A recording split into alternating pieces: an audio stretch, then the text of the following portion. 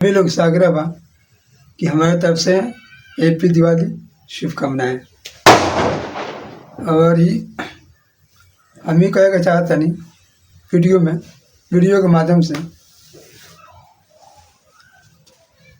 कि हर चुनाव में आवत प्रत्याशी लोग तो खाली गरीबे के सेवा करे लो। पहले गरीब के सेवा कर ले लो, अपन सेवा ना कर ले, पहले गरीब के सेवा। गरीब के कोनो काम होई तो तार हो जाई, एकदम क्लियर बजे हो जाई। गरीब के सेवा में कमी ना रहेला। चुनाव के समय पर चुनाव में जकरा के बाप न कहे गोरा बाप कह ले लो, बाप बना के चुनाव के समय पर से वोट ले लो, मत ले लो। ओकरा बाद से वो लोग के पोज जब बढ़ जाला तो भाव बढ़ जाला। जब पोज बढ़ जाला तो भाव बढ़ जाला। अब भाव जब बढ़ जाला तो छोटका लोग पीछे रहेला, बड़का लोग आगे रहेला।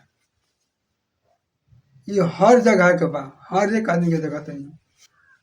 छोटका लोग पीछे बैठो ने, पीछे रहो, बात भी करें पीछे, बैठे में पीछे, हर काम में पीछे। आ जकरा से उतना मोल मिलाव ना रहेला, बाप न बनेला, वो आगे आके कुर्सी दिया लगला, कुर्सी में बैठेला। ओकरा का मिलन होला, सीना में सीना दबल जाला। जकरा बाप बनवले बन तार काम है, गरीब बड़ा तार काम पहले हो जाई तो उन्हें बैठा दे छुआला। तो हमरा कहे के यह मतलब है जब गरीब लोग से मत वोट लिया जाता, ओकरा बाद से गरीब के क्यों चिन्हत पहचानत नहीं है। ताकि कहे के हमरा यह बात बा कि गरीब के एगो छोटी मोटी काम कौना ऑफिस में नहीं कहते उड़े का फर्क, कौना विधायक के लगे नहीं दौड़े, कौना नेता के लगे नहीं जाए पड़े, ताकि गरीब के बात के सुनाई नहीं के दी। आ गरीब दौड़ता भी सहली कहाँ से कोरा पैदल जाए के बाद, पैदल जाई ना तो साइकिल से जा सकता, और कोई से जा सकता। वो कौन सहारा बा गरीब के लगे, कौन सहारा बा। जैसे कि ओकरा जल्दी पहुँचे में असमर्थ बा, जल्दी पहुँच ना पाई, या गाड़ी वाला बड़ा से सर दे गई टाइम से तेरा भेंट हो गई, टाइम से काम हो गई, उनकर काम कर दिले, बातचीत हो गई। अब गरीब तो धीरे धीरे जाता तो उठ के चल अपना मौसा के घरे। गरीब के कहाँ काम भाई, तू खड़ा भइल बा, ए साहब ए बाबू कहता, अगर रावा से ठेलता रहो तो गरीब के काम हो गई। गरीब के काम कबो नहीं क्या हो ना हुई।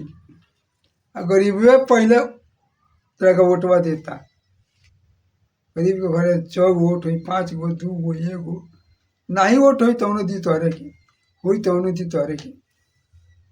कहाँ से कि पूरा ई देखे के भाव हम पहले बड़े हमारे काम कर दिए, गरीब के सुनिए। तो गरीब के सुने के बात कहे क्या, गरीब से वोट लिया जाता, बड़का के बात होता, बड़का का काम होता, बड़का का चाल बनता। और छोटका के अब का कहेंगे, का पकड़ा दिया जाता, उतना नहीं कहे चाह। तो हमने के यह कहे का मतलब बा कि बीजेपी सरकार में वोट दिया बा। एगो विधायक बोले थी, का बोले ले उनको नाम तो नहीं ख्याल से उतर गई, असीम राय जब हमारे यहाँ करते न तो गरीब के दुख समझते। वहाँ डॉक्टर घोप घाप करे वाला घोप घाप करके आ लोग से पैसा जहाँ 4 रुपये लगा हुआ था 8 रुपये लगा वसूले वाला हम आ गए तब कोई राजा 331 नंबर पर एगो उनका कागज लेकर चल जा, कोनो काम लेकर चल जा, तब अपना मौसा के रहता रहे गोरखपुर, आ गरीब जाकर दौड़ के चल जाता।